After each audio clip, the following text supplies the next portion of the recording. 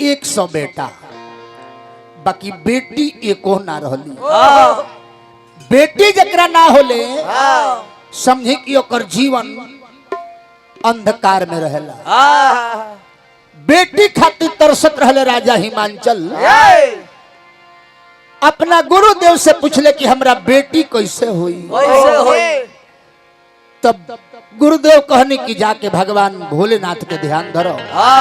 भगवान भोलेनाथ के तपस्या करो, पूजा करो, तारा बेटी हुई है। राजा हिमांचल जाके भोलेनाथ के पूजा कैले और भोलेनाथ के कृपा से राजा हिमांचल की हाँ बेटी भइल बाड़ी। राजा हिमांचल अपना बेटी के नाम पार्वती धइले बाड़े। वाह वाह वाह वाह। तने उहे ले लेता बालवा। अरे आजा राजा घर बबुनी जनमली तने मिलई लो तब महला में बाजला बधाई। आजा राजा घरे बबुनी जनमली महला में बाजला आजा राजा घरवा बबुनी जनमली तो महला में बाजला बधाई। आजा राजा घरे बबुनी जनमली राजा घरे बाजला के हो लुटावेला अन धन सोनारा के हो लुटावे धेनु गाय है। के हो अन धन सोनारा के हो लुटावे धेनु गाय हर रानी लुटावे लियोन धन सोनमा राजा लुटावे धेनु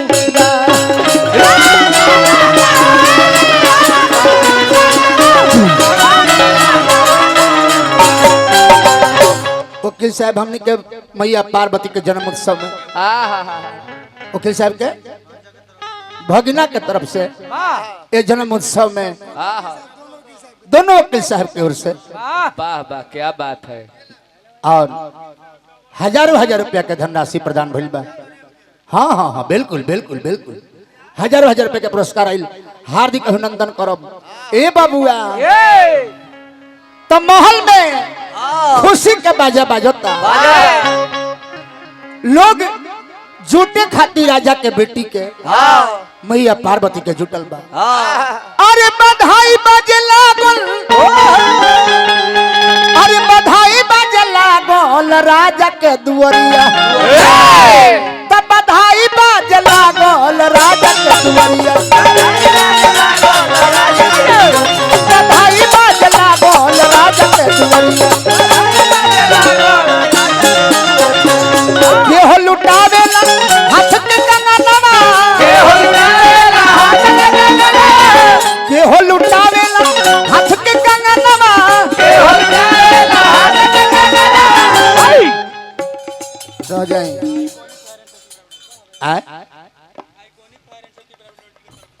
आई कोने आयरन सी पिपरा हमरा के 100 रुपया के धनराशि प्रदान करनी। हार्दिक लिख के दे देव तो हो जाई बढ़िया से। हार्दिक अभिनंदन करब। लोग यहाँ बेटा होला तो रुपया पैसा घोड़ा गाड़ी कपड़ा लता गहना लुटावल जाला। राजा हिमांचल की यहाँ बेटी भइल बाड़ी तो रुपया पैसा गहना सोना चांदी लुटावल जाला। केहू लुटावेला हाथ के कंगनवा केहू लुटावेला हाथ के कंगनवा केहू लुटावेला अरे केहू लुटावेला पौवा के छागल बधाई बाजे लागल राजा के दुआरिया बधाई बाजे राजा के दुआरिया बधाई बाजे।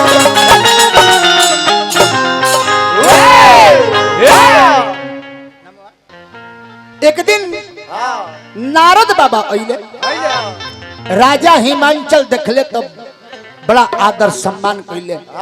पांव पखार के अपना सिंहासन पर बैठौले आ कहले कि हे बाबा तनी हमार बेटी एगो बाड़ी पार्वती हवी, तनी को हस्त रेखा देखी, भाग्य रेखा देखी, उनका भाग्य में कैसन घर आ कैसन बर लिखल। वह राजा हिमांचल हाथ देखले पार्वती के, राजा हिमांचल के कहला पर नारद जी हाथ देखले पार्वती के, हाथवा देखले तो कहले कि ये राजा तहर बेटी में सब गुण बा, सब गुण बा तहरा बेटी, बाकी ए राजा जी ई कन्या बड़ भागी है राजा जी, ई कन्या बड़ भागी, सब कुछ ठीक एगो गड़बड़ बुझाता कि बर मिली है बनबागी, ए राजा जी बर मिली है बनबागी।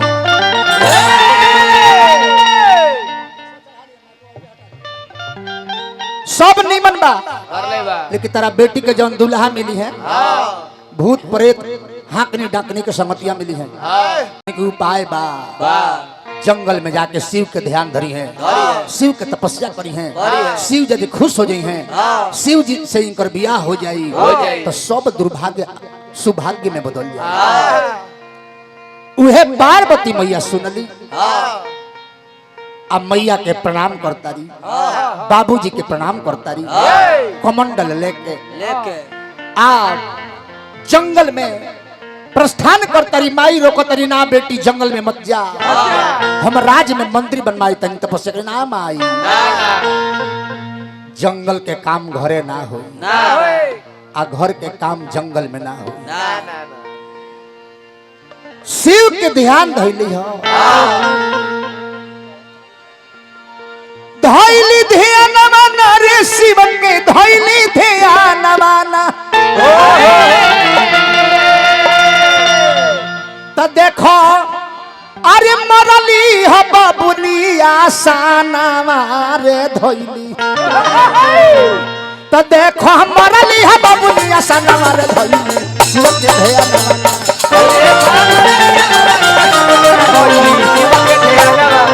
तो देखो मरली हो बाबुनी आसाना मारे धैली, शिव के ध्यान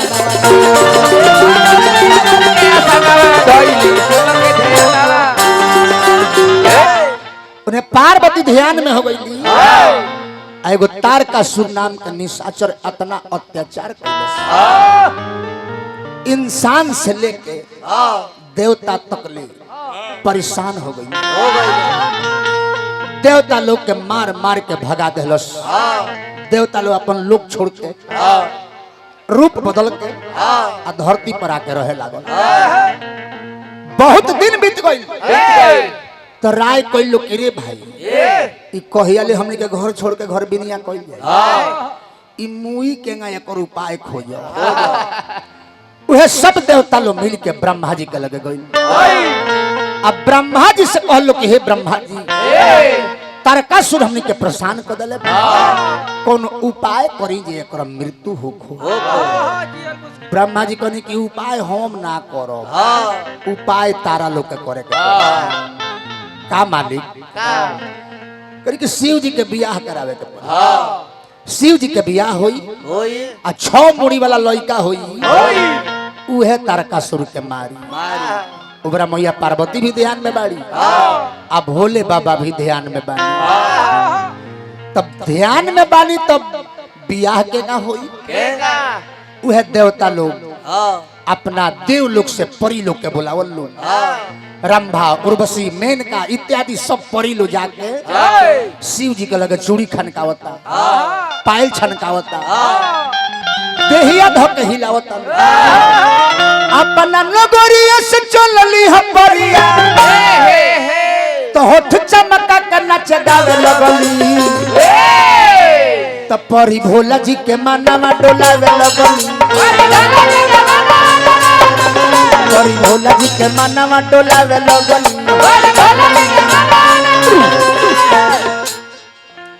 नचली ह गवली ह तुरली ह तनमा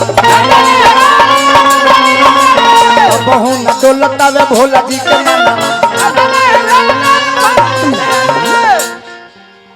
नाच गाय के हर जब गईली अपन मन शरमाए लगली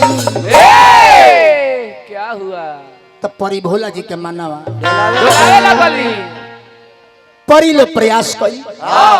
लेकिन शंकर भगवान के आंख ना खुलल शंकर भगवान के मन ना डोलल तो देवता लोग कामदेव के बुलावल आ कामदेव से कहलो कि हे कामदेव यदि शंकर भगवान के ध्यान दूर देता रहो तो हमनी के सब दुख दूर हो जाए उहे शंकर भगवान के ध्यान दूरे खातिर कामदेव अपना मेहरारू के संगे ले लहले आ चल रहे ये पृथ्वी पर कैलाश पर्वत पर जब शंकर भगवान के ध्यान दूरे खातिर कामदेव चलले तो जितना लोग बूढ़ हो गए रहे कामदेव के प्रताप से सभी लोग जवान हो गए लड़का सब सियान हो गए सूखल गाछ आ सूखल घास हरिहर हो गई सब जवान हो गए धरती पर आ कामदेव जाके फूल के बाण बना के 5 गो बाण शंकर जी के हृदय में मरले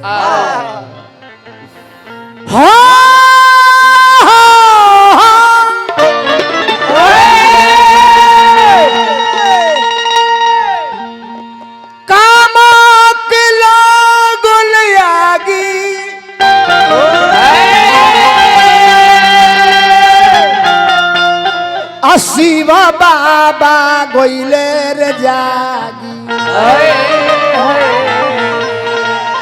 किया हो मोरे रामा चारू ओरिया नजर घुमावे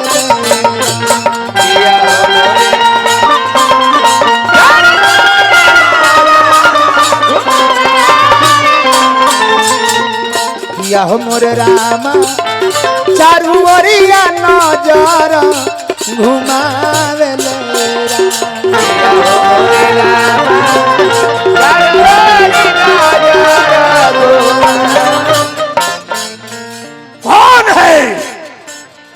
कौन है वो दुष्ट जिसने इतना बड़ी गुस्ताखी की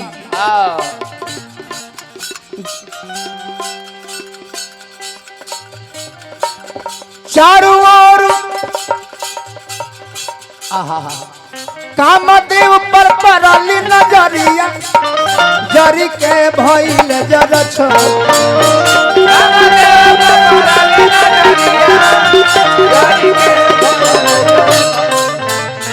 कामदेव पर पड़ली नजरिया जरी के भइल जर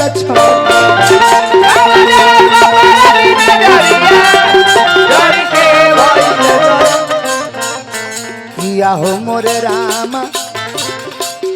गबले मनो जाल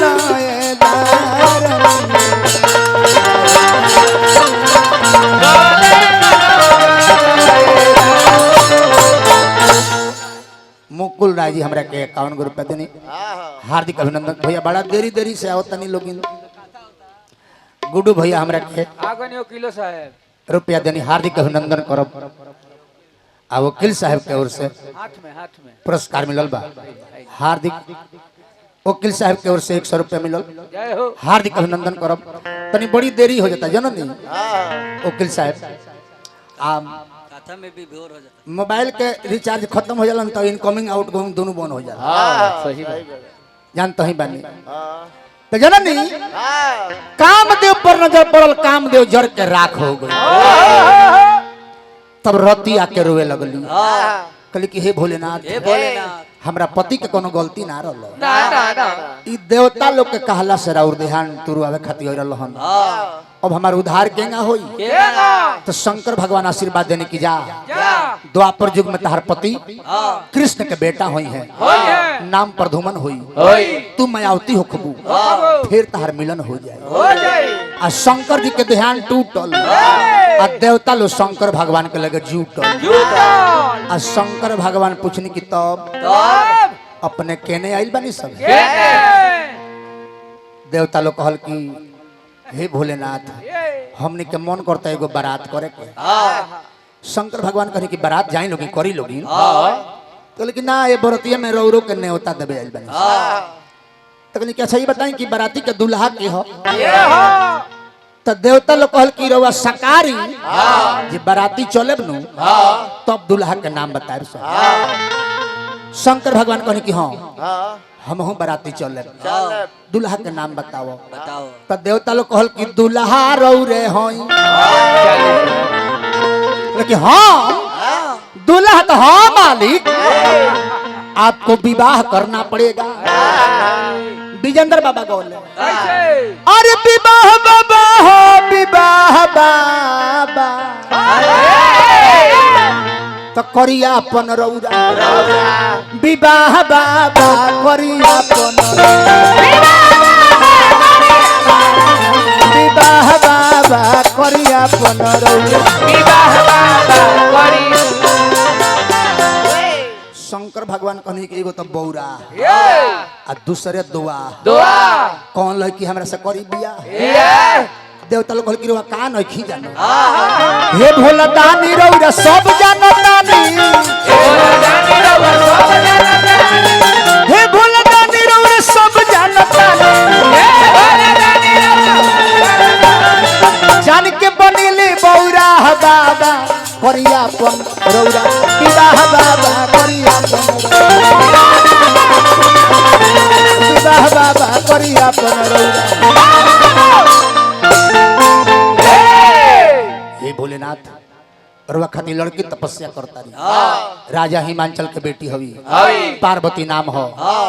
कोई साल हो गई तपस्या करत बुझा तक रउआ खातिर प्राण त्याग दी है भोले बाबा कहने की तपस्या करता रही नु तहने सुनो उनकर परीक्षा लियाई परीक्षा में पास हो जाई है तब हम बियाह करे आ जहाँ फेल भइली हम बियाह हुआ ना करे उहे सप्तऋषि लोग के बोलवनी आ कहने की जा लो लड़कियां तपस्या करती है ना तहाँ जाके हमार खूब शिकायत करी हलो खूब उहे सप्तऋषि लोग जाता आ कहता लोग कि पार्वती का ओइसन बूढ़ खातिर तपस्या करे माने कुमार बाड़ी जो उनका खातिर हम कहे जाबी उनकर 1.5 दर्जन लड़का बाड़ा सन 1.5 दर्जन हाँ राम हो रहा अब बताएं 1.5 दर्जन वाली लड़का वाली गम वाली गीत गाती है प्यार कांच कुमार के नु कि इनका ऐसा 1.5 दर्जन लड़का मुहार का हरिओम हरि जननी उहे सप्तऋषि लो जाके कहता कि ये पार्वती तपस्या छोड़ दो हम निक मिल के तहार विवाह राजा के बेटी हो तो कोनो राजकुमार से करा देता अरे ऐसन बर खाती ऐसन बर खाती तब तू अनेर करेलू हो ऐसन बर खाती ऐसन बर खाती तब तू अनेर करेलू हो ऐसन बर खाती ए पार्वती जानता रू कैसन बारे खाए के वन नहीं रहे के घर बा खाए के वन नहीं रहे के घर बा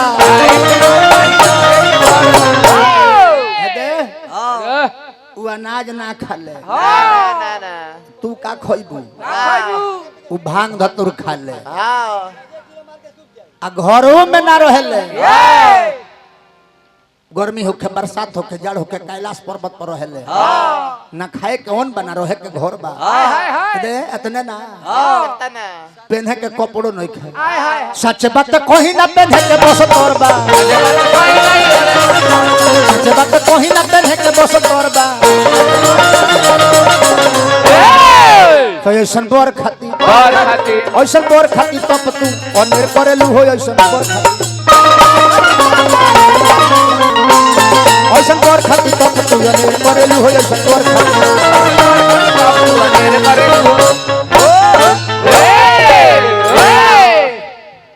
हमरा के डॉक्टर साहेब आ हैप्पी बाबू के ओर से पुरस्कार दे रहल बनी हमरा के भैया हार्दिक अभिनंदन करब। हाँ संक्षेप में होता बिल्कुल। हाँ अब उहे सप्तऋषि लोग शिकायत क के आइल बा पार्वती मैया कहली कि हे दे जकरा मन में जकर सूरत बस जाला न ओकरा खातिर उहे चीनी हो जाला। जकरा मन करी खाए के खटाई तो घीव ही मिठाई का करी आ केहू के मन करी भुइये पटाई तो तोषक रजाई का करी।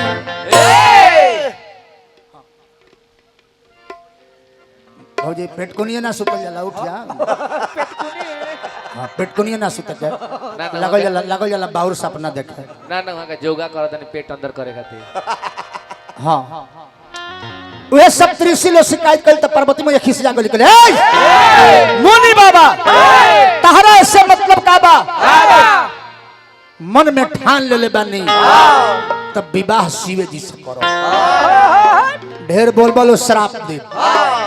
जर के भस्म हो जी बोलो भाग जा।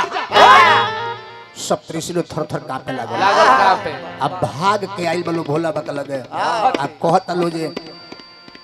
लड़की तपस्या में पास हो गई परीक्षा में पास हो गई वो तो हमने के सरापे के कहत रही हो राउर शिकायत कहनी है सुन कहने बोला बा कि तारा लो से पास हो गई हम परीक्षा ले हम परीक्षा ले वह शंकर भगवान दू गो रूप बना के अब मैया पार्वती के लगे जाता नहीं कथा ये होता कौन कौन रूप बनोले बानी केंगा केंगा परीक्षा लेता नहीं अब तो नहीं